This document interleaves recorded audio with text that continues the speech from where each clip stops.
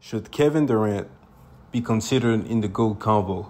And would he still be up there getting these conversations being mentioned with the Mikes of the world, the LeBrons of the world, the Kareem, the Kobe's, etc.? I did not join the Warriors. The reason why we are doing this video is because KD himself volunteered that information when asked by AZ Central why he isn't mentioned in the GOAT convo. What he had to say was simple. He said, and I quote, "Because I went to the Warriors. Why shouldn't I be in that? That's the question you should ask. Why not? What haven't I done?" And I end the quote right there. So let's talk about it. KD, should he be in a GOAT conversation? In my opinion, no. But yeah, let's dive into that subject.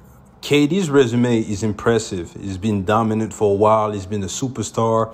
It seems almost since he came into the league. So KD got drafted in '08, and since then he's won 2 championships on the Warriors. He's won 2 Finals MVPs. MVP in 2014 on the Thunder, 13-time NBA All-Star, 6-time All-NBA First Team, 4-time All-NBA Second Team, 4-time scoring champs, 2 times All-Star Game MVP, Rookie of the Year, obviously All-Rookie First Team. He won the Rookie Challenge MVP, and he also had some success with Team USA, right?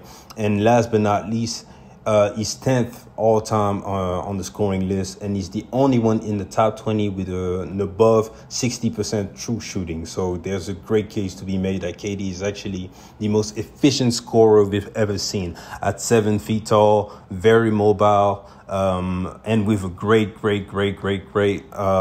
shooting ability. He has a good enough handle to get to his spots. He can take it to the hole. Obviously, you follow him, he's going to make 85 to 90% of these free throws. He has the pull-up game on the mid-range, and he'll shoot the three over you like he doesn't see you. He has it all. So KD is a beast. Again, I'm not here to disrespect him, but when it comes to GOAT consideration, I just don't see it.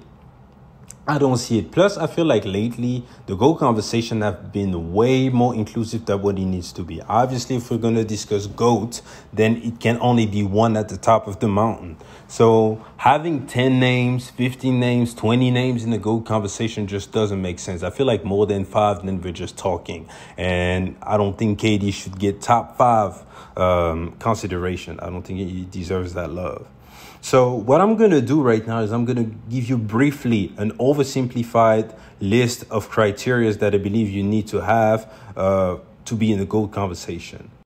The first one would be having multiple championships.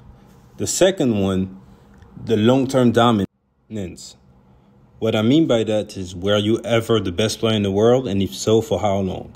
Then having multiple MVPs and Finals MVPs.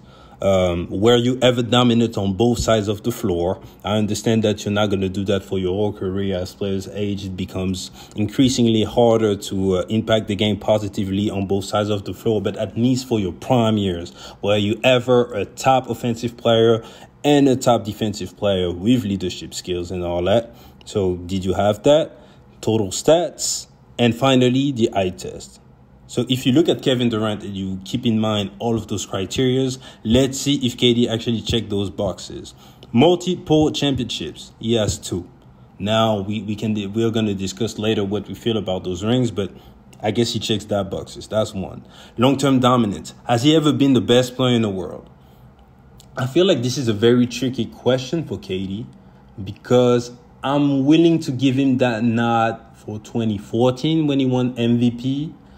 And maybe 2021, the year when he went crazy in the playoffs and he lost in the second round to the Bucks. Although Giannis was able to go out and win the championship, I believe KD was better that year.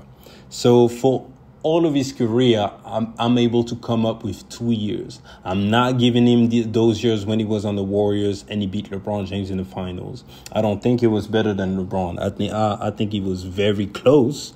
But LeBron James was still a more complete player. He was still a better defensive player than KD. He was scoring just as well, although KD was more efficient. And he still had the passing and the rebounding on KD, plus the leadership. And obviously, they did not have similar level of help. So I'm still giving the nod to LeBron.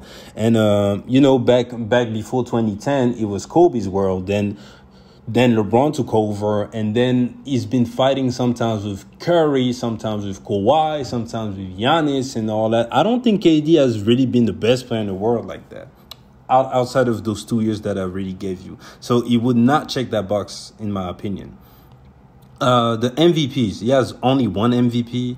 So that's not bad, but I don't think that's GOAT status when you compare him to guys like LeBron's with 4 MVPs, Michael Jordan with 5 MVPs, Kareem had several also, and I can keep going, right? And it's not like he's been runner-up a few times or like he's been robbed a few times. KD, outside of that year in 2014, has never cracked the top 2 ever again. So no. And final MVPs, he got 2, which is good. But again, Michael Jordan has 6, Kareem has several, LeBron has 4. So yeah, so no, that wouldn't work. Two-way dominance. Obviously, when it comes to offensive side of the ball, I think he's a top 5 talent ever. If not, when it comes just to talent, he might be number 1. He wasn't a better scorer than Jordan or Kobe. I'm not saying that, but I'm saying that at the height and the mobility that he had out there, he is the most talented scorer this league has ever seen. I will give him that. Now, on the defensive end, he has 0 all-defensive teams. He's never been a bad defender, but he's never been a great defender in his career. Even on the Warriors, he was rim protecting fine, but I still wouldn't call him a great defender. And when I look at the other guys who get GOAT love, and I'm not putting Stephen Curry on that list either just because of that. The man was never great defensively. He can be a top 10 player, but he's not in the GOAT conversation, in my opinion. Never, just because, yeah, again, the defense. But Michael Jordan was a lockdown defender, and obviously I'm not even going to talk about what he was able to do on the offensive end. Same with Kobe. Same with Kareem. LeBron in his prime was a great defender also. So no, KD does not check that box. The eye test. I feel like KD passes that. KD definitely passes the eye test because when KD is clicking every time, still to this day, and I've been watching this player play since he's been drafted, is very, very impressive. Like when he's on and when he's making his shots, the way he'll pull up over anyone, anybody, in any spot, like it's crazy. He definitely passes the eye test, in my opinion. So if you look at my criteria, I gave 5, and he crosses only 2 on that list. So no, that's not good enough. And now if we look at what he actually said about him being on the Warriors move was awful. Like for me, there's no way to slice it. Some people will deflect, some people will compare it to LeBron going to Miami. It's not remotely the same. I'm not here to defend LeBron going to Miami, but LeBron did not join a 73-9 roster. He did not join a championship team. He did not do that, and more importantly, he did not join the team that just beat him. What KD did would have been similar to at LeBron James after losing to the Celtics. Would have been like, you know what? Let me join Paul Pierce, Kevin Garnett, Rajon Rondo, and we're going to win championships. This is how bad that move was. Because obviously KD, he joined a team that he just blew a 3-1 lead to. And in those last 3 games, he shot 30% from the floor. So let's say that. And that team won without him.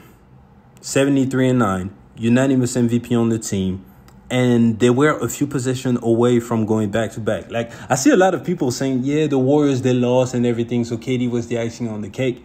Yo, like, y'all acting like the Warriors got whooped by the Cavs, like, in 5, and it wasn't even close. Like, if it wasn't for a few bad plays for Stephen Curry, Andre Iguodala not being 100%, I forgot the name of the center who got injured, but it's a bunch of stuff that happened. The Warriors are going back-to-back. And matter of fact, if you ask most people, if Draymond Green doesn't act a fool in Game 5 and get suspended, the Warriors get the Cavs out of there in 5. So KD joined a team that could have pretty much dominated after winning 73 games. He did that. So, yeah. So, he did win those championships. But, no, we're not going to act like for him to win those championships was very impressive. He played great, but nah. And still after that, I believe he could have still, quote-unquote, saved his legacy. I mean save legacy just when we talk about GOAT, because if not, his legacy is cemented. But, yeah, stay with me. By winning outside of Golden State, but he fell short every single time. He's formed several big threes. The Brooklyn situation was pretty unfortunate, but still, he had one shot that year after the Bucks, and he got swept by the Celtics. And the real problem that I have with that series is that it's not like he was out there dominating and he lost to a better team. He played awful that series. Jason Tatum was better than him that series. Same the year right after when he lost to the Nuggets on the Suns after requesting a trade to the first seed with the Phoenix Suns and everything and joining Devin Booker. He got outplayed by Nikola Jokic. Clearly, he wasn't shooting very efficiently. Devin Booker outplayed him in the playoffs. So, no, you get no points for that. And now he's on another big three. Let's see what happens, but I doubt he win the championship. On the other hand, you got a guy like Stephen Curry, for example, really benefited by those 2 rings that KD pretty much gifted him. Stephen Curry did his part, but KD was the best player on that team throughout those years. But Stephen Curry still gets top 5 player of all time love because he was able to rise even without KD. So he could have still saved his legacy had he been able to win, but he has not been able to do that. So just because of that, no, you get excluded from the GOAT conversation. And you have to know that. You have to be honest with yourself. Outside of Golden State, you haven't really done anything for you to be up there.